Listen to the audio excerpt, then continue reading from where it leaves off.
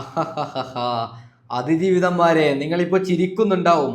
നമ്മുടെ രാഹുലിന്റെ സീറ്റ് പോയല്ലോ എന്ന് പറഞ്ഞ് നിങ്ങൾ ചിരിക്കുന്നുണ്ടാവും അതിജീവിതന്മാരെ. നിങ്ങൾക്ക് എട്ടിന്റെ പണി കിട്ടിയ വിവരം നിങ്ങൾക്കറിയോ? അതായത് അതിജീവിതന്മാർക്ക് എട്ടിന്റെ പണി കിട്ടാൻ പോവുകയാണ്. എന്താണ് പണിയെന്നല്ലേ? പുതിയ നിയമം വന്നിട്ടുണ്ട്. ഒരു അഡ്വക്കേറ്റ് അതിനെക്കുറിച്ച് പറയുന്നുണ്ട്. നിങ്ങൾ ആ വീഡിയോ കാണണം. അഡ്വക്കേറ്റ് പറയുന്ന വീഡിയോ ഞാനിപ്പോൾ സൈഡിൽ വെച്ച് തരാം. അതിനുശേഷം നമ്മുടെ ചാണ്ടി ഉമ്മൻ രാഹുൽ മാങ്കൂട്ടത്തിന് സപ്പോർട്ടുമായി ഇന്നലെ ഒരു ഇന്റർവ്യൂവിൽ രാഹുലിന് മാത്രം സപ്പോർട്ട് അടിച്ച് കുറേ കാര്യങ്ങൾ പറഞ്ഞിട്ടുണ്ട്. ആ വീഡിയോ ക്ലിപ്പും കൂടി ഞാൻ സൈഡിൽ വെച്ച് തരാം.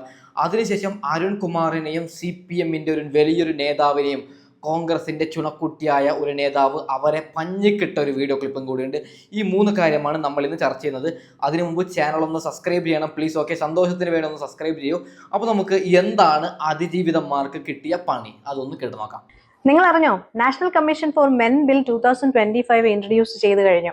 എന്താ സംഭവം എന്നല്ലേ? പീഡന കേസ് കള്ളക്കേസാണെന്ന് തെളിഞ്ഞു കഴിഞ്ഞാൽ 5 വർഷം വരെ തടവ് ശിക്ഷയും 25 ലക്ഷം രൂപ വരെ പിഴയും കിട്ടും എന്നാണ് ഈ ബില്ലിൽ പറഞ്ഞിരിക്കുന്നത്. ബിൽ ഓൾറെഡി ഇൻട്രൊഡ്യൂസ് ചെയ്തു കഴിഞ്ഞു. ഉടനെ തന്നെ ഇത് നിയമമായി പ്രാബല്യത്തിൽ വരുന്നതാണ്. അപ്പോ ഇങ്ങനെ ഒരു നിയമത്തിന്റെ ആവശ്യകത ഉണ്ടായിരുന്നില്ലേ? എന്താണ് നിങ്ങളുടെ അഭിപ്രായം? വളരെ വളരെ സന്തോഷം തോന്നി എൻ്റെ പൊന്നു വക്കീലെ. ഇതിനെ എങ്ങനെ നന്ദി അറിയിക്കണമെന്ന് എനിക്കറിയില്ല. ഇനി നോക്കൂ, നമ്മുടെ രാഹുൽ മാങ്കൂളത്തിൽ 2 മാസത്തിനുള്ളിൽ നിരപരാധിയായി തിരിച്ചു വരും. അതിജീവിതന്മാർക്ക് പണി കിട്ടും. 23-കാരി എന്ന് പറയുന്ന പെണ്ണില്ല, ആ ഒരു പരാതി വന്നല്ലോ, അതിൽ പേരില്ല, തെളിവില്ല, ഒരു മണ്ണാങ്കട്ടയില്ല, അവളൊക്കെ കൊടുക്കണമെന്ന് ഞാൻ പറയുകയാണ്. രാഹുലിൻ്റെ സീറ്റ് നിഷേധിച്ചപ്പോൾ നിങ്ങൾക്ക് സമാധാനമായോ? പാവം രാഹുൽ മാങ്കൂട്ടത്തിൽ MLA ആയി പാലക്കാടുകാർക്ക് വികസനം ചെയ്യുമ്പോൾ നിങ്ങളുടെ കണ്ണിൽ കുത്തിയില്ലേ? ഇപ്പം നിങ്ങൾക്ക് സമാധാനമായോ? ഇനി നിങ്ങൾക്കും ദൈവം തരും. ഇത് ദൈവം കൊണ്ടുവരുന്ന ശിക്ഷയാണ്. ഓക്കെ, അപ്പോൾ നമുക്ക് അരുൺകുമാറിനെയും CPM-ന്റെ നേതാവിനെയും ഒരു കോൺഗ്രസ് നേതാവ് പഞ്ഞിക്കൊടുന്ന വീഡിയോ ഒന്ന് കണ്ടു നോക്കാം. ഓക്കെ, ഞാൻ നാണിക്കേണ്ട കാര്യമൊന്നുമില്ല. എന്റെ പാർട്ടി കട്ടിട്ടില്ല. നിങ്ങൾ കള്ളന്മാരാണ്, നിങ്ങൾ കള്ളന്മാരാണ്. ആർക്കറിയാം? നിങ്ങൾ എന്ത് ന്യായീകരിക്കുന്നത്? നിങ്ങളുടെ ആളല്ലേ ജയിലിൽ കിടക്കുന്നത്? CPM നേതാക്കന്മാരെ ജയിലിൽ കിടക്കുന്നത് ഉൾപ്പെടെ അതിന്റെ പറയും. നിങ്ങൾ കള്ളന്മാരാണ്. ആ കട്ടതിന്റെ മുതല് പറ്റുപറ്റിയ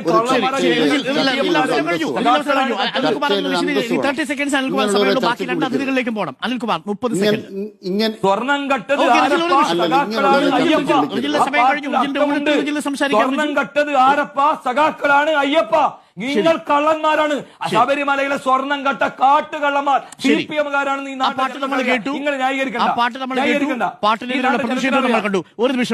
എന്ത് നല്ല മറുപടി അല്ലേ? അയ്യപ്പന്റെ സ്വർണം കട്ടതും പോരാഞ്ഞിട്ട് കള്ളഗർഭം കള്ളക്കേസുമായി വന്നിട്ടുണ്ട്. ഇവർക്ക് ഇത് തന്നെ വേണം.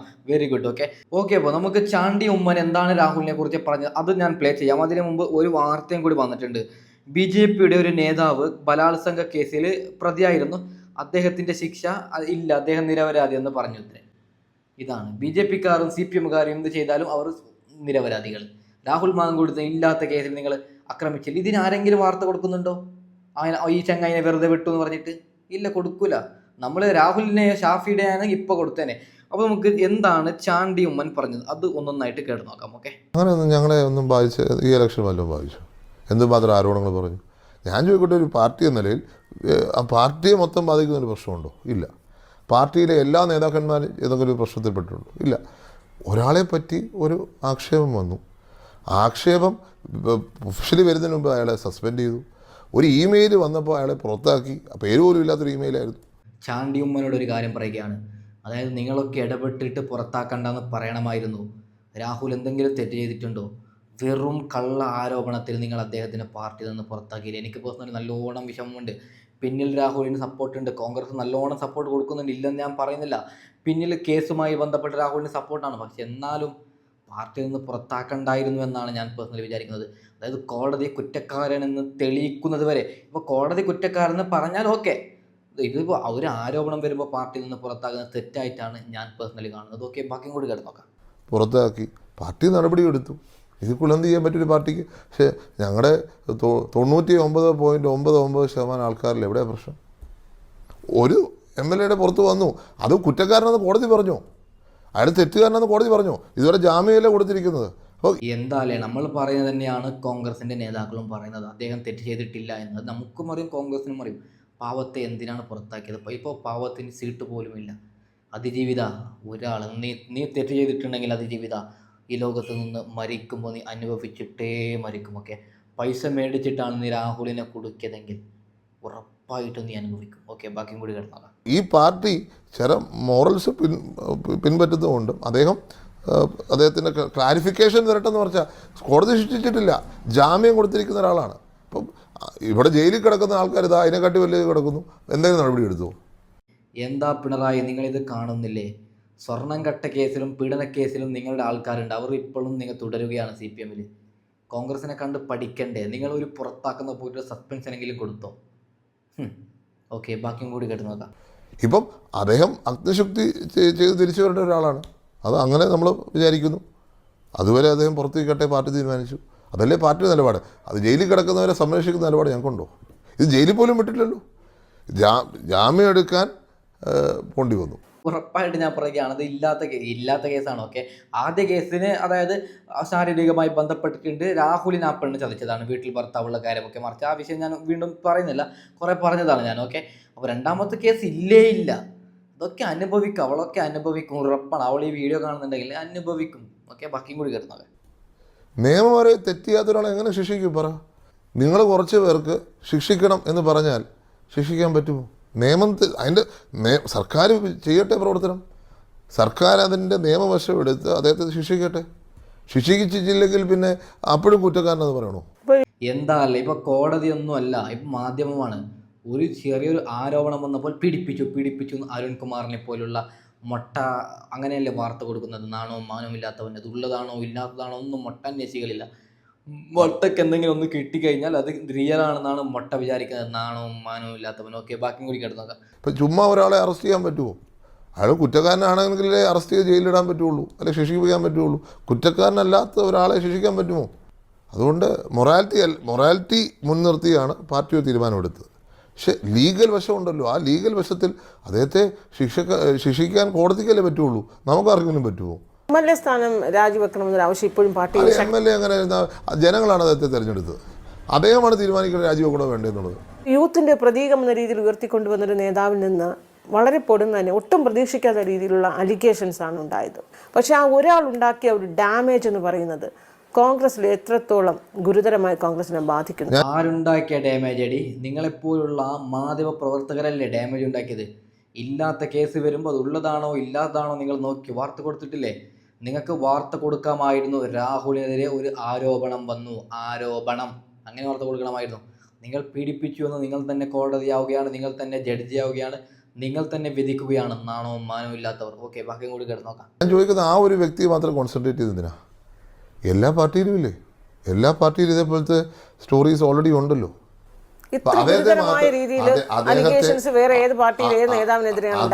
അദ്ദേഹത്തിനെ മാത്രം ഫോക്കസ് ചെയ്ത് അങ്ങനെ പറയുന്നത് എന്തിനാന്ന് എനിക്ക് മനസ്സിലാവുന്നില്ല. ഓക്കെ, അദ്ദേഹത്തിന് തെറ്റ് ചെയ്തിട്ടുണ്ടെങ്കിൽ അത് കോടതി ശിക്ഷിക്കട്ടെ, ആ ലീഗൽ പ്രോസസ്സ് നടക്കട്ടെ. രാഹുൽ കുറ്റവിമുക്തനായി ശിക്ഷയൊക്കെ കഴിഞ്ഞ് വീണ്ടും കോൺഗ്രസിൽ സജീവമായി വരണമെന്ന് തന്നെയാണ് താങ്കൾ ആഗ്രഹിക്കുന്നത്? അല്ല, അദ്ദേഹം ലീഗലി തെറ്റ് ചെയ്തിട്ടുണ്ടോ ഇല്ലയോ എന്നുള്ളത് കോടതി തീരുമാനിക്കട്ടെ. ഇവളൊരു പെണ്ണ് തന്നെയാണ്. എന്തിനാണ് ഇങ്ങനെ ചോദിച്ചത്? എങ്ങനെയെങ്കിലും ചാണ്ടിയുമ്മൻ തീർച്ചയായിട്ടും എടുക്കുമെന്ന് പറഞ്ഞാൽ അതിനെ ബ്രേക്കിംഗ് ന്യൂസ് ആക്കാമല്ലോ.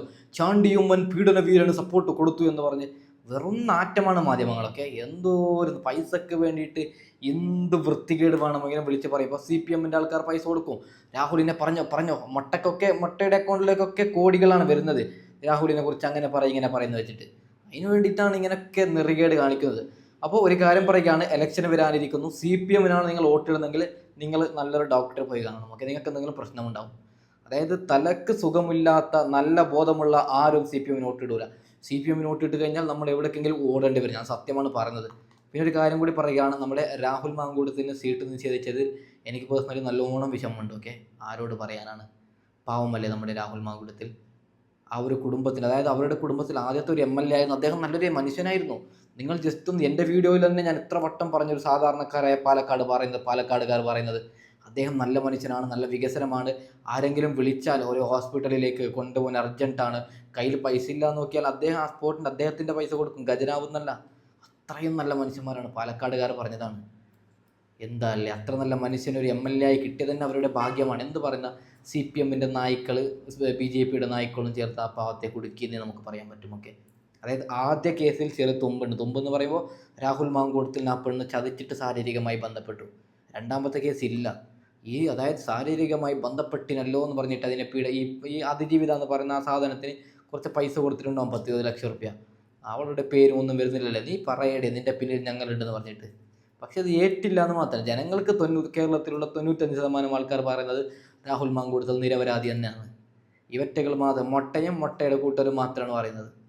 എന്തില്ലെങ്കിലും പാവം. ഇപ്പോൾ ഒരു കാര്യം കൂടി, ഒരു കമൻറ്റും കൂടി ഞാൻ സൈഡിൽ വെച്ചിട്ട് എനിക്ക് മറന്നു പോയതാണ്. ഓക്കെ, ഇത് കോൺഗ്രസ് പറയുകയാണ് ഞങ്ങൾ രാഹുലിന് സീറ്റ് കൊടുക്കില്ല, ഒരു സർപ്രൈസ് ആയിട്ടുള്ള സ്ഥാനാർത്ഥി വരുമെന്ന്. അപ്പോൾ അതിൻ്റെ താഴെ വന്ന കമൻറ്റാണ് രാഹുൽ നിയമസഭാ തെരഞ്ഞെടുപ്പിൽ രാഹുൽ സ്വതന്ത്രനായി മത്സരിക്കണമെന്ന്. 172 ലൈക്കാണ് ആ കമൻറ്റിന് കിട്ടിയത്. അത് ഇപ്പോൾ ഒരു 1K 2K ആയിട്ടുണ്ടാവും ഞാൻ സ്ക്രീൻഷോട്ട് എടുക്കുമ്പോൾ. അപ്പോൾ പാലക്കാടുകാർ പറയുന്നത് രാഹുൽ മാങ്കൂട്ടത്തിൽ ഒറ്റയ്ക്ക് മത്സരിക്കണമെന്നാണ്. ഒറ്റയ്ക്ക് മത്സരിച്ചാൽ ഞങ്ങൾ വിജയിപ്പിച്ച് കാണിക്കുമെന്നാണ്. ഇനിയിപ്പോൾ രാഹുൽ മാങ്കൂട്ടത്തിൽ അവിടെ സ്വതന്ത്രനായി നിന്ന് കഴിഞ്ഞാൽ 8ൻ്റെ പണി കോൺഗ്രസിനാണ് കിട്ടാൻ പോകുന്നത്. സ്വതന്ത്രനായി നിൽക്കില്ല എന്ന് പറയാനും പറ്റില്ല. രാഹുൽ മാങ്കൂട്ടത്തിൽ ഒരുപക്ഷെ ജയിക്കാനും സാധ്യതയുണ്ട്. നല്ല വോട്ട് കിട്ടും രാഹുൽ മാങ്കൂട്ടത്തിൽ. അത് കോൺഗ്രസിന് 8ൻ്റെ പണി കിട്ടും രാഹുൽ മാങ്കൂട്ടത്തിൽ സ്വതന്ത്രനായി നിന്നാൽ. BJPക്ക് ജയിക്കാനും ചെറിയ ചാൻസ് ഉണ്ട് അങ്ങനെ നിന്ന് കഴിഞ്ഞാൽ. ഓക്കെ, അതായത് രാഹുൽ മാങ്കൂട്ടത്തിൽ ഒറ്റയ്ക്ക് ജയിക്കുമോ എന്ന് ചോദിച്ചു കഴിഞ്ഞാൽ സംശയമാണ്. പക്ഷേ രാഹുൽ പൊരുതും അവിടെ. നല്ല വോട്ട് രാഹുലിന് പിടിക്കാൻ പറ്റും. പക്ഷേ ഒരു പാർട്ടിയുടെ പിന്തുണ ഇല്ലാതെ മത്സരിക്കും. PV അൻവർ നമുക്കറിയാൻ പറ്റുമല്ലോ. ഇത് PV അൻവർ പോലെയല്ല. രാഹുൽ മാങ്കൂട്ടത്തിൽ PV അൻവറിനേക്കാൾ ഡബിൾ വോട്ട് പിടിക്കും. അത് വിഷയം പറയാണ്. പക്ഷേ കോൺഗ്രസ് പൊട്ടും രാഹുൽ മാങ്കൂട്ടത്തിൽ എതിർ നിന്ന് കഴിഞ്ഞാൽ. ജയിക്കാനും സാധ്യതയുണ്ട്. ഒരു പക്ഷേ 2ാം സ്ഥാനത്തും വരും, അല്ലെങ്കിൽ ജയിക്കാനടക്കം സാധ്യതയുണ്ട് രാഹുൽ മാങ്കൂട്ടത്തിൽ ഒറ്റയ്ക്ക് നിന്ന് കഴിഞ്ഞാൽ. അപ്പോൾ ഏതായാലും ഞാൻ വൈൻഡപ്പ് ചെയ്യാൻ അടുത്ത വീഡിയോ ഉടൻ വരാം. Okay, by.